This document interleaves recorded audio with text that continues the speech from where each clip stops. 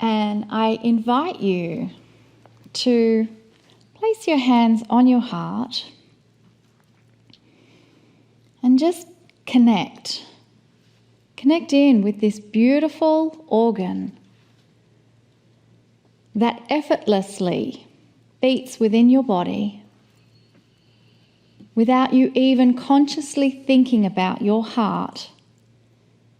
It is always there, constantly beating a rhythm, sustaining your life. And surrounding that beautiful, precious heart of yours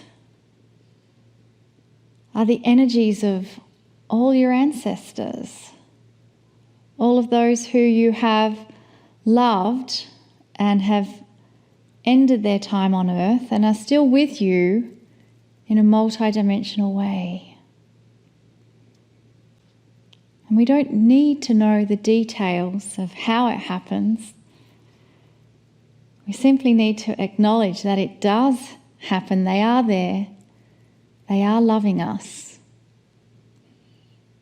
And in this quiet moment, perhaps you may even be feeling, sensing, or receiving a message of love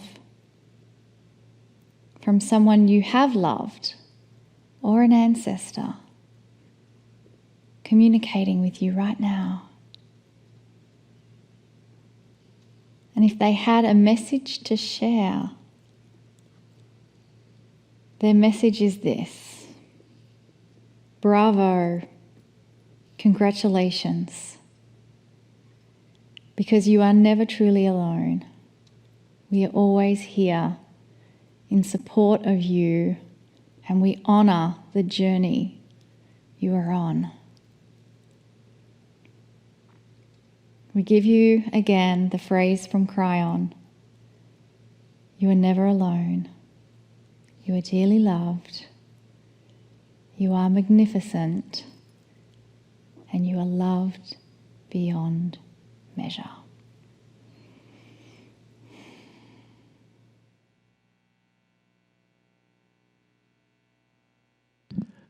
Greetings, dear ones. I am Cryon of Magnetic Service. We have been giving you a series of messages and some advice. And the messages today are different than the messages perhaps of 10 years ago. And the reason is that the energy on this planet for you, surrounding you, has changed. And the changing of that energy has stimulated something in old souls. You take a look at who would be watching this program. A program like this, many years ago, would not have viewership. And that's a fact. My partner even tried things, thinking that many would be interested perhaps in viewing the channelings and the messages and all that. And yet few were. I'm here to tell you that this very process of watching, as you're doing right now, in the media that you're using right now, is new. But what's truly new is that those who are interested is almost exponential now compared to 20 years ago. Something is happening to awaken those with a question. Is this real? Is there something more here? Why do I feel something when I hear the words or even the voice? That's a question even of today, even in this program today. An awakening is more than just knowledge. You awaken perhaps to more light. And how would you say that? You'd say, well, yesterday I didn't have as much light, today I do. Well, that is not what really truly is happening. What is happening is you're able to see more. It's not about the light. It's about the concept of what you now can see because of the light. And what are you seeing now because of the light that's different, let's say, than 10 or 20 years ago?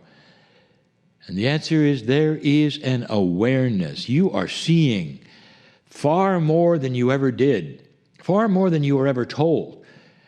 You might say it's like you're looking at a large room that suddenly is illuminated more, and you say, oh my goodness, this room is a lot larger than I was told.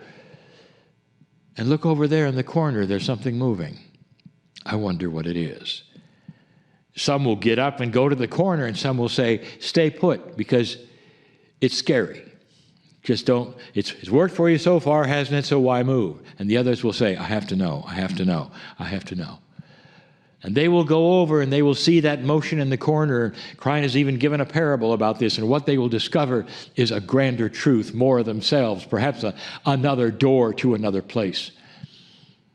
That's what's going on right now. And so it changes you. It changes your perception, your awareness. It changes also what you're like. And here's what I mean. So many human beings, including yourself, including my partner, are guided and shaped by what they enjoy and what they don't enjoy.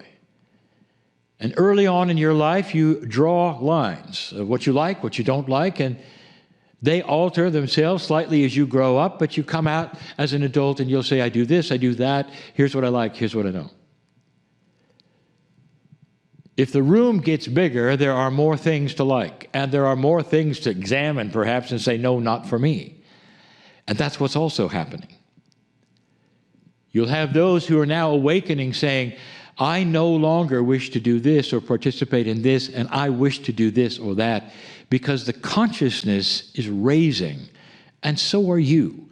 So your likes and dislikes are different. This particular message series is about light workers doing ordinary things and coping with the energies of the planet. And this one is about going to work.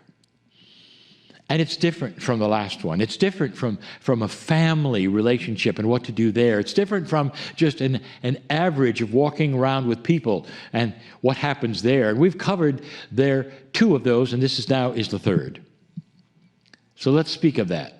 Once again, the premise. Why are you here? It would seem super simple. Dear old soul on this planet right now at this time, you incarnated on purpose. You were born for this time. Your purpose is to show and mirror the face of God, the face of Spirit, the face of the Creator, of your soul, to mirror that in 3D as you walk from place to place. To show those around you what it's like to have wisdom, what it's like to have benevolence and kindness, instead of all of the other things that perhaps that they are used to seeing with individuals around the planet. There are so many humans invested in being a victim, the doom and gloom of it all. There is no hope, being cynical about absolutely everything and everyone. And that is not a surprise, because if you watch your media, they train that. In other words, everything is wrong with everything. And that's how you become. But an old soul has a choice to change that. And that's what we're discussing, and that's what the last 2 lessons have been. Now we come to the third one, the workplace. The workplace is absolutely filled with situations. And they're almost endless. You are reporting to, perhaps, a place with other individuals who are working in team effort with you in different areas and different offices or different factories. For those of you who report to a place like that, you didn't choose them. Now, you might say there are no accidents, but indeed, you didn't choose these. There may be no accident that they're there at the workplace, but you didn't choose them on the other side of the veil. They are there as a scenario for you to act with or interact with or whatever. But basically, for survival, you report to these places. And question after question, what do I do about this or that? And so many of those questions are about authority. What do I do about my boss? I wish it were different, dear ones, but many times authority is not wise. In fact, there is a dysfunction in the personality, and they enjoy being the boss. And being the boss to them is ordering people around, or perhaps even worse, being the boss is telling people what's wrong with them. In other words, what I'm telling you is they're bullies. Not all of them. You might have a wonderful, stellar, wise boss that you love, somebody who is in authority. You won't even call him a boss. You'll just call him the one you report to, and you love it. But most often not. They may be there in that position because of their abilities, of their consciousness in the workplace that they have. They know more. They've been there longer. Therefore, they are the boss. But nothing has trained them for the wisdom it would take to guide others. And so they become a bully. This is very, very common. The bully is the one who just relishes being able to be in charge of somebody and tell that person they're no good, or they should do better, or bring them up and bawl them out in some way to make them feel bad. And if they can make them feel bad, it then somehow gives that bully energy. You've seen it. Not all bosses in the workplace are this way. I may be talking to a boss. Do you do that? Probably not. Old souls tend to be a lot more gentle and a lot wiser. But this is the old soul in a workplace that isn't. It isn't wiser. And so many of you have to report to those places. So here's a message for you. I just told you what those kinds of individuals who are in authority, what they feed on. That means what makes them continue. What makes their bulliness even better in their opinion. And that is if they can get a reaction out of you. They call somebody in office.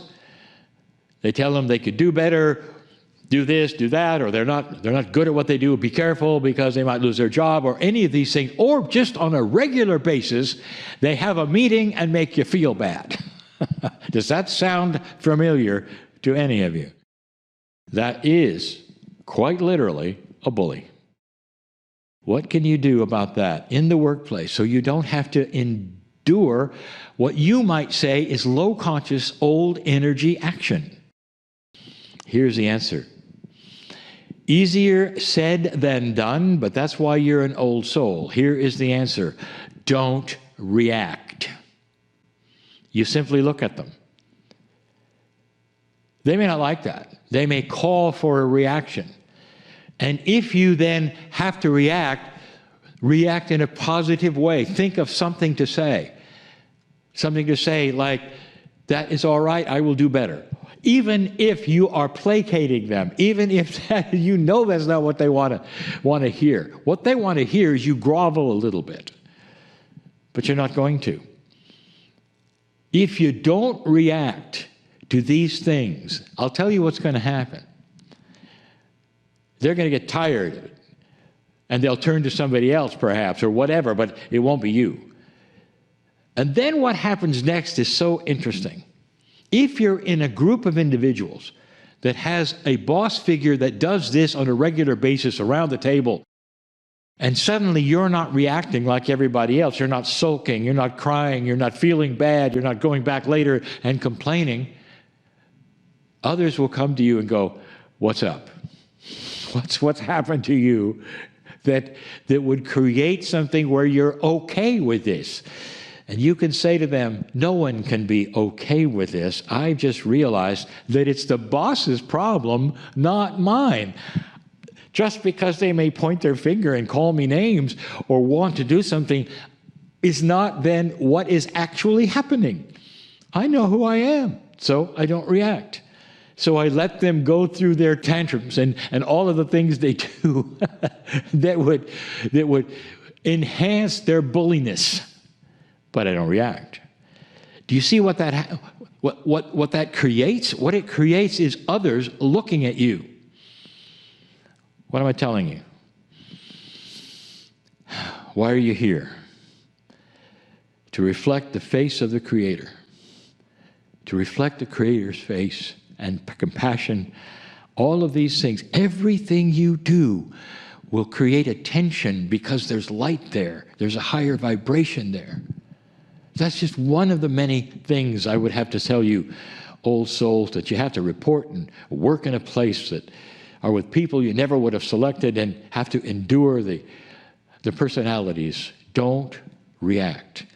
Hold that which you have, which is knowledge of your magnificence, and walk accordingly. Don't make other people wrong. Just hold your magnificence. It's a message that's harder to do than some of the others. But you can. It's one of the reasons you're here. Can you reflect the face of God even in the face of a bully? I think you can. And so it is.